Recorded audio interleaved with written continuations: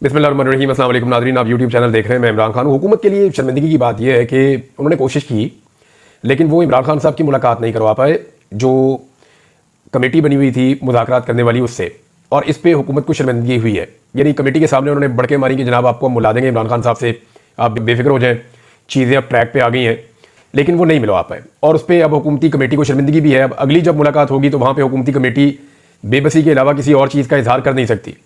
बहरहाल दबे लफ्ज़ों में बेचारे कह रहे हैं, और वो कुछ लोग ये कह रहे हैं जी इमरान खान साहब अगर स्टेटमेंट ना देते तो चीज़ें आगे बढ़ जाती, कुछ और हो जाता, लेकिन उनका स्टेटमेंट आना, तो इमरान खान साहब ने भी स्टेटमेंट तब दिया जब उनकी मुलाकात नहीं करवाई गई। तो हुकूमत की ये जो नाकामी है, इससे हुकूमत का जो स्टेक है और हुकूमत के जो इख्तियारात हैं उनकी कली खुल जाती है कि हुकूमत के पास किसी किस्म की कोई इख्तियारात नहीं है। फिर एक जेल के अमले की जानिब से एक प्रोपेगेंडे का हिस्सा बना गया कि इमरान खान को मिलने ही कोई नहीं आया।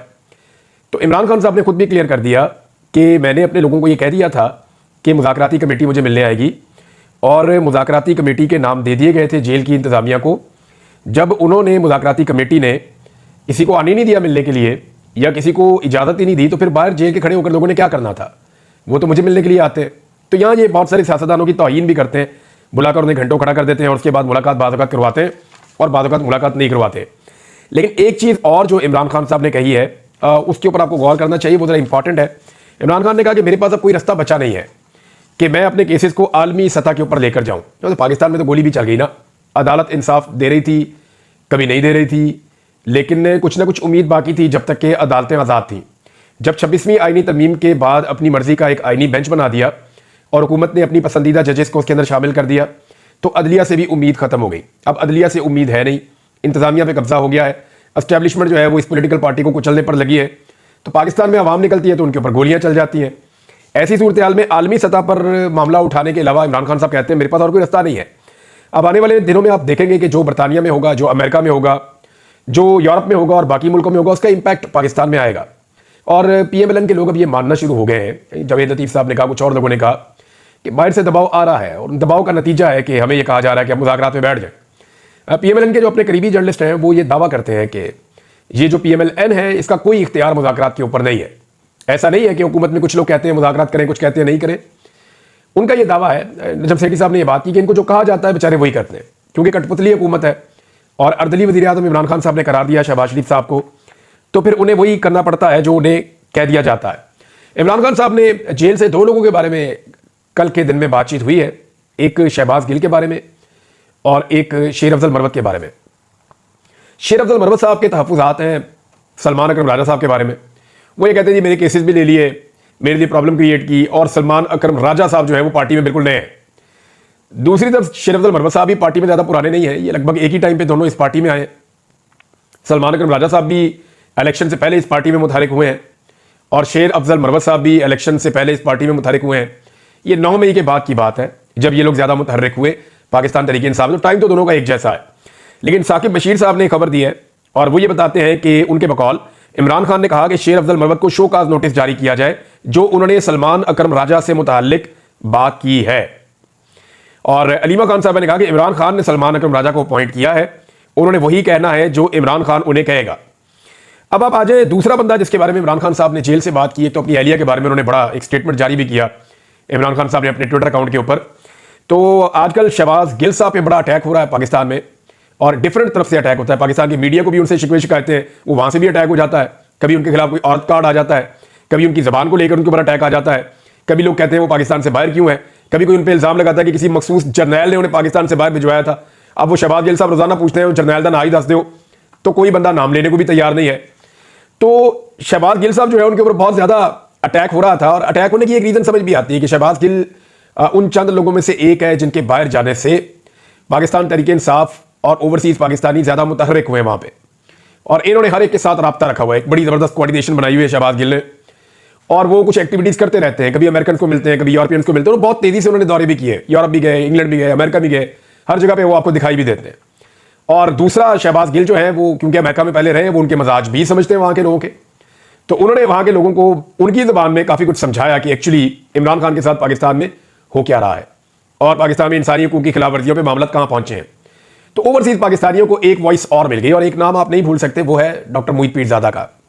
डॉक्टर मोहित पीरज़ादा के ऊपर गुज़िश्ता चंद दिनों से अटैक हुआ, और अब आप देखेंगे आने वाले दिनों में डॉक्टर मोहित पीरज़ादा पे और शहबाज गिल पे मजीद फोकस करके अटैक किया जाएगा। उसकी वजह यह है कि ये दोनों लोग जो हैं, इनका बाहर मौजूद होना और ओवरसीज पाकिस्तानियों से सबसे राब्ते में होना, हर ग्रुप के साथ मुतहर्रिक होना, ये उन सारी चीज़ों को तेज़ करता है जिसको पाकिस्तान के अंदर ये निज़ाम स्लो करना चाहता है। और उन्हें ये लगता है कि ये लोग इफेक्टिव हैं, ये काफ़ी इफेक्टिव लोग हैं और इनकी एक्टिविटी जो है उससे असर पड़ता है। अभी जो कुछ एक्टिविटीज़ होने जा रही हैं और जो हुई हैं हाल ही में, उनमें डॉक्टर मुईद पीरज़ादा का नाम आप निकाल नहीं सकते, वो भी इन चीज़ों पे काम कर रहे हैं।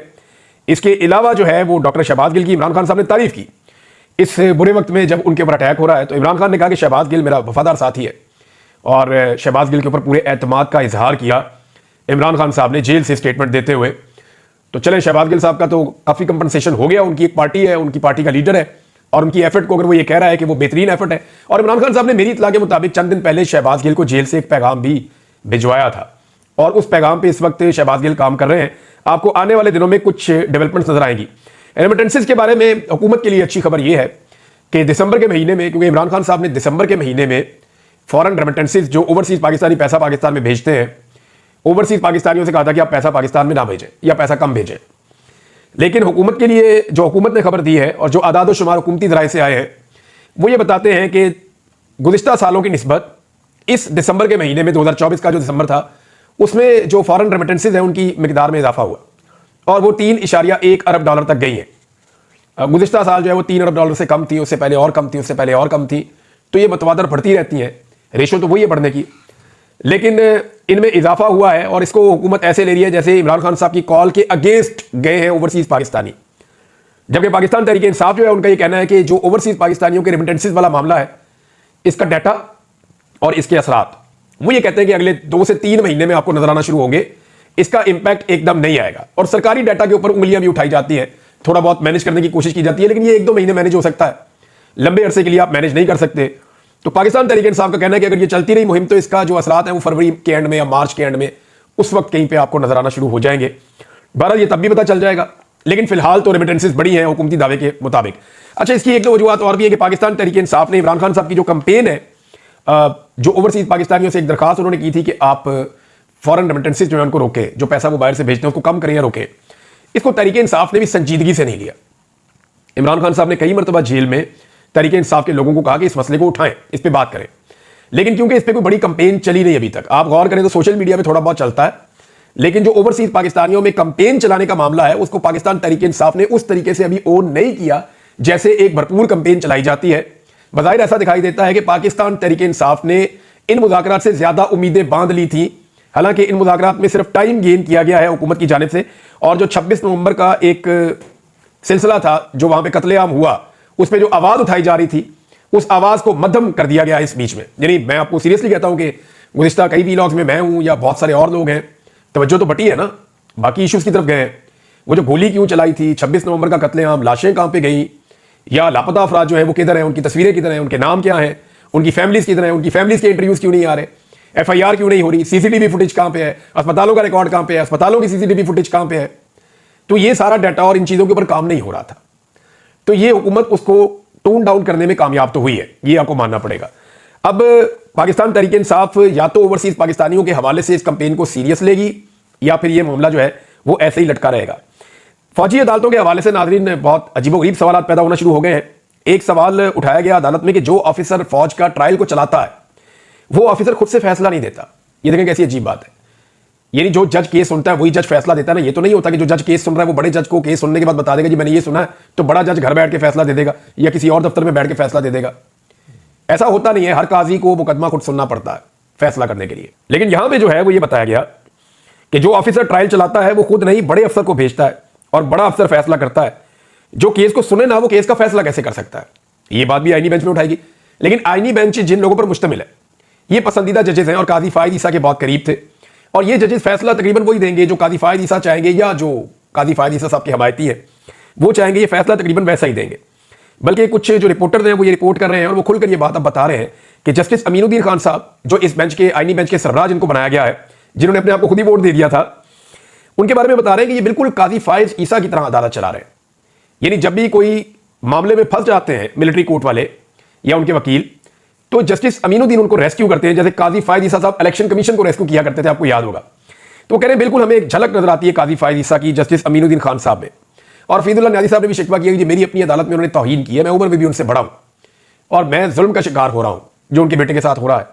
बहरहाल एक स्टेटमेंट मुझे, क्योंकि मैंने नाम ले लिया फरीदुल्लाह न्याजी साहब का, तो उनका एक स्टेटमेंट है, लेकिन उस पर मैं बाद में आता हूं। जस्टिस मंदुखेल साहब ने कहा कि मैं खुद को परफेक्ट नहीं समझता आज तक, हालांकि कब से वो लगे हुए हैं, 3 दहाइयों से ज्यादा हो गई है वो कानून के इसी शोबे में। वो ये कहते हैं कि फौजी अफसर कैसे इतनी सख्त सजा दे सकता है जब मैं खुद अपने आप को परफेक्ट नहीं समझता। 4थी दहाई उनकी चल रही है। तो अब मामला एक और भी उठा है कि 13 साजिश केस नवाज शरीफ साहब का, आर्मी चीफ को हवा में टांग दिया था, वो तो फौजी अदालत में नहीं चला। जो मेहरान का जो एयरबेस का केस था जहां पे इतना पाकिस्तान का नुकसान हुआ, वो भी फौजी अदालत में नहीं चला।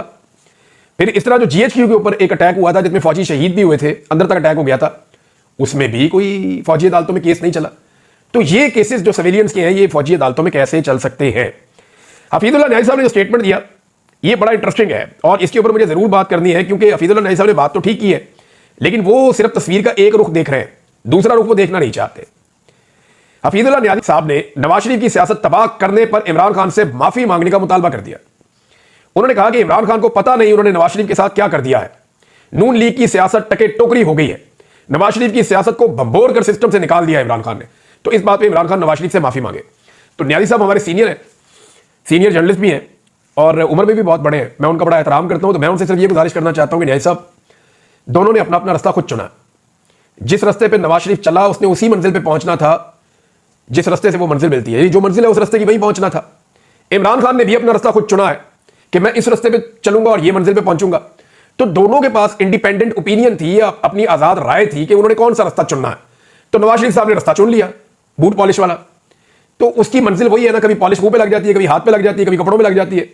इमरान खान साहब ने रास्ता चुन लिया कमर सीधी रख के खड़े होने वाला, चाहे बेड़ियां हो पैरों में और हाथों में, तो यहां पे इज्जत मिल जाती है। बेशक चोट लगती है, दुख होता है, तकलीफ होती है, लेकिन इसके बावजूद उन्होंने रास्ता इज्जत वाला चुना है। तो मियां नवाज शरीफ साहब की अपनी चॉइस का ज्यादा इसमें अमल दखल है। इमरान खान साहब का कसूर इतना बड़ा नहीं है। हाँ, लेकिन यह अच्छी बात है कि अगर नवाज शरीफ और इमरान खान मिलकर एस्टेब्लिशमेंट को सियासत से बाहर कर दें और उसका किरदार वहीं तक महदूद कर दें जितना होना चाहिए, तो पाकिस्तान का बड़ा भला हो जाएगा। यह मैं आपको बार बार कहता हूं कि सारे चोर मिलकर भी ना एस्टेब्लिशमेंट को सियासत से निकाल दें तो पाकिस्तान का भला हो जाएगा, पाकिस्तान बेहतरीन रहने की जगह बन जाएगा अगले 10-20 साल में। लेकिन अगर एस्टेब्लिशमेंट का किरदार ऐसे ही रहा पाकिस्तान में जैसा गुज़िश्ता 70 साल से है, तो 70 साल से हम जहां पहुंचे हैं ना, अगले 70 साल में भी फिर हम कहीं पहुंच नहीं सकेंगे, खुदा न खास्ता, जो मुझे दिखाई दे रहा है, जो चीजें नजर आती हैं साफ। दूसरा, काजी फायद ईसा साहब का जिक्र हुआ, तो ओवरसीज पाकिस्तानी जो हैं वो काजी फायद ईसा साहब का भी नाम शामिल करें अगर वो मेरी गुजारिश सुन रहे हैं तो। खासतौर पर अभी जो मामला फ्रेंड्स ऑफ डेमोक्रेटिक पाकिस्तान, ये इनका आप देख लें, इनका लोगो वो भी है और ये इनकी तंजीम है, इन्होंने इस पर ट्वीट भी किया हुआ है। मैंने आपको इनका पूरा मिशन बताया था पहले। तो ये जो है ये पहले बरतानिया में प्रोग्राम करवा रहे हैं पार्लियामेंट के अंदर ब्रीफिंग, और उसके बाद जो है वो एक प्रोग्राम होने जा रहा है अमेरिका में, और फिर अमेरिका में एक बाइंडिंग रेजोल्यूशन भी आने जा रही है। तो इनसे गुजारिश है कि आप काजी फायद ईसा साहब को कैसे भूल सकते हैं। पाकिस्तान में हर जुल्म के अंदर जो बेहतरीन सहूलतकारी की है, बल्ले का निशान छीनने से लेकर, लेवल प्लेइंग फील्ड छीनने से लेकर, आरओ जो है वो ब्यूरोक्रेट्स को लगाने से लेकर, जो जो जुल्म और बर्बरियत हुई उसके ऊपर खामोश रहने से लेकर, हर चीज में काजी फायद ईसा ने ये तक कह दिया कि किचन में गर्मी बहुत है और अगर लगती है तो फिर आप यहां पे नहीं खड़े हो, निकल जाओ यहां से, दौड़ जाओ। तो मेरे ख्याल में किचन की गर्मी इतनी ज्यादा है कि काजी फायद ईसा साहब इस वक्त खुद खड़े नहीं हो पा रहे। नाजरीन, कुछ और खबरें हैं और उनमें एक पीएमएलएन की तरफ से सोशल मीडिया पे बड़ी वायरल हुई है कि इमरान खान हमें तंग करने के लिए जानबूझकर जेल में बैठा हुआ है। और अब तो पीएमएलएन के लोग कहना शुरू हो गए कि इमरान खान साहब को चाहिए कि जाएं जेल से निकले। उन्हें भी यह पता है कि इमरान खान के पास ऑफर मौजूद है, लेकिन उसके लिए इमरान खान साहब को जेल के छोटे दरवाजे से निकलना पड़ेगा। दरवाजा थोड़ा थोड़ा बड़ा कर रहे हैं वो कि ठीक है खान साहब इतना सा झुक के निकल जाए। खान साहब कहते हैं नहीं, वड्डा फाटक खोलो, जैसे मुझे पकड़ के इज्जत के साथ अंदर लेकर गए थे उसी इज्जत के साथ मैं पकड़ के बाहर आऊंगा। मैंने छोटे दरवाजे से नहीं गुजरना जहां से जरदारी गुजरा, जहां से नवाज शरीफ गुजरा, जहां से बाकी सियासतदान गुजरे, मैं उससे गुजरकर बाहर नहीं आऊंगा इस जेल में से, मेरे लिए बड़ा फाटक आप खोलेंगे। तो अब पीएमएलएन के लोग जो तकरीबन मिन्नत तरले पे भी आ गए हैं और इमरान खान साहब कह रहे हैं कि मेरे पास अब बाहर जाने के अलावा, आलमी सतह पर अपने केसेस उठाने के अलावा कोई रास्ता नहीं बचा। और आप आने वाले दिनों में इमरान खान साहब के कुछ आर्टिकल भी छपते हुए देखेंगे, आपको इंटरनेशनल मीडिया में इमरान खान की वॉइस भी सुनाई देगी। एक खबर और आई है नाज़रीन, और खबर यह आई है कि मुत्तहिदा अरब अमारात को शिकार खेलने के लिए और महल्लात के लिए 14,000 कनाल अराजी अता कर दी गई है। 14,569 कनाल अराजी उन्हें दी गई है हुकूमत पंजाब की जानिब से, और सालाना इसके ऊपर जो पैसा मिलेगा लीज पे वो मिलेगा जी 54,536 रुपए। यानी 54,536 रुपए के एवज 14,569 कनाल अराजी सालाना दे दी गई है लीज पे शिकार के लिए और महलात वगैरह और चीज़ें बनाने के लिए अपनी मुत्तहिदा अरब अमारात को ताल्लुकात बेहतर होंगे इससे। लेकिन मेरा एक सवाल है कि क्या 1000 कनाल अराजी भी यूएई में या अबू धाबी में पाकिस्तान को या पाकिस्तानियों को मिल सकती है? वैसे ही मेरा जहन में है कि सवाल मैं कर सकता हूँ, सवाल तो कोई भी आपके दिमाग में आ सकता है।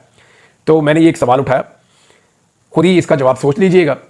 अब एक चीज़ और है कि जो अमेरिका में आग लगी है, क्योंकि ये बहुत बड़ी खबर बनती जा रही है, एक तो डोनाल्ड ट्रंप को सज़ा हो गई है लेकिन उन्हें सज़ा सुनाई नहीं गई। यानी आपको अजीब लगेगा ये सुनने में, लेकिन मैं एज इट इज़ आपको बता देता हूँ कि नौमुंतखब अमरीकी सदर डोनाल्ड ट्रंप पर जुर्म साबित हो गया, मगर वो सज़ा से बच गए हैं। गैर मशरूत तौर पर उनको रिहा कर दिया गया है और ट्रंप को यानी अब सज़ा वज़ा कोई नहीं हुई, गैर मशरूत तौर पर वो रिहा हो गए हैं, लेकिन उनका जुर्म साबित हो गया है और ये अमेरिका की तारीख में पहला कन्विक्टेड प्रेसिडेंट भी होगा, ये भी दावा किया जा रहा है खबरों में। अब ट्रंप ने इसे सियासी इंतकामी कार्रवाई करार दिया है और जज को बदउनवान भी करार दिया है। ये पहले मैं आपको बता चुका हूं। लॉस एंजलिस में जो आग लगी है उसके हवाले से नाज़रीन, कैलिफोर्निया का जो एक बड़ा मशहूर एरिया है लॉस एंजलिस, वहां पे अचानक आग लगी है। उससे अब तक जो नुकसान हुआ मैं आपको बता देता हूं। 3 दिन हो गए हैं ये आग बुझाने में अमेरिका नाकाम हो रहा है। 2 लाख अफराद तकरीबन बेघर हो गए हैं और 70 मील फी घंटा की रफ्तार से हवाएं चल रही हैं जो आइंदा चंद दिनों तक चलती रहेगी। ये इतनी तेज हवाएं चल रही हैं कि इनकी वजह से आग बुझ ही नहीं पा रही। जैसे ही आग एक जगह बुझाने लगते हैं वो आग आगे ट्रेवल करती है, आगे ट्रेवल करती है, पूरा का पूरा शहर ऐसे जल रहा होता है। वो मनाजिर देखते हैं, बड़े हौलनाक किस्म के मनाजिर हैं। तो लॉस एंजलिस के 2 जोन्स में अभी तक आग फैली हुई है और दर्जनों हलाकतें रिपोर्ट हुई हैं। 10 लाशों की अब तक तस्दीक हो गई है। 10,000 के करीब घर, इमारतें, कमर्शियल एरियाज, ये 10,000 इमलाक को नुकसान पहुंचा है। मुकम्मल तौर पर ये तबाह हुई हैं। जो हॉलीवुड हिल्स हैं जहां पे बहुत सारे शोबिस स्टार्स हैं बड़े बड़े, उनके वहां पे बहुत बड़े बड़े घर हैं, फॉर्म्स हैं, वो मुकम्मल तौर पे जल के तबाह हो गए हैं। लोगों को वार्निंग देकर अभी भी कई इलाकों से निकाला जा रहा है। एक बंदा गिरफ्तार किया है लॉस एंजलिस पुलिस ने, जिसपे उन्हें शक है कि इस बंदे ने आग लगाई है, लेकिन अभी तक इसके बारे में कुछ कंफर्म नहीं किया जा सकता। नासा की एक बहुत बड़ी लेबॉर्टरी है वहां पे, उसको बचाने की अब कोशिश कर रहे हैं। कुछ इतलात ये हैं कि उसको बचा लिया गया है, लेकिन अभी भी वो खतरे में है क्योंकि आइंदा चंद दिनों तक बहुत तेज हवाएं चलेगी। एक चिंगारी भी निकलती है तो हवा जो है वो भड़क जाती है। नाज़रीन, ये खबर मैंने दी थी और वो खबर गलत थी। वो खबर एक्चुअली मैं नॉर्मली जब खबर देता हूं इस तरह की तो मैं रिपोर्टर का नाम ले लेता हूं, वहां पे मेरे से गलती हुई, मैंने रिपोर्टर का नाम नहीं लिया। तालिब फरीदी साहब के हवाले से खबर आई थी मेरे सामने। वो एक बड़े सीनियर रिपोर्टर है, मैं उनकी बड़ी कदर करता हूं। उनकी बहुत जबरदस्त कवरेज और बड़ी जबरदस्त खबरें उन्होंने ब्रेक की है। तो उनका नाम क्योंकि लिखा हुआ था तो मैंने खबर बगैर तस्दीक किए दे दी कि पाकिस्तान के अंदर जो है वो दफातर बंद हो रहे हैं कतर एयरलाइंस के, लेकिन उसकी तस्दीक नहीं हो सकी। उन्होंने तरदीद की है उनके दफातर पाकिस्तान में बंद नहीं हो रहे, लेकिन हाँ बहुत सारे और दफातर पाकिस्तान में इंटरनेट की बंदिश की वजह से बंद हो रहे हैं और कई मल्टीनेशनल कंपनियां पाकिस्तान छोड़कर जा रही हैं। ये एआरवाई ने रिपोर्ट किया है। तो यहां पे वहां पे भी मुझे नाम लेना चाहिए था तो मैं नाम नहीं ले पाया, तो इसलिए मैं बताना भी मेरी जिम्मेदारी थी कि मैं आपको बताऊं कि उन्होंने बताया कतर एयरवेज ने कि उन्होंने अपने वहां पे दफातर बंद नहीं किए। अब तक के लिए इतना ही। अपना ख्याल रखिएगा, अपने चैनल का भी। अल्लाह हाफिज़।